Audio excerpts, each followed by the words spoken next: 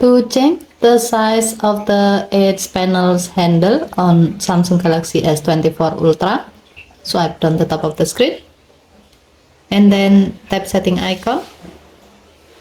Scroll down the screen to find display.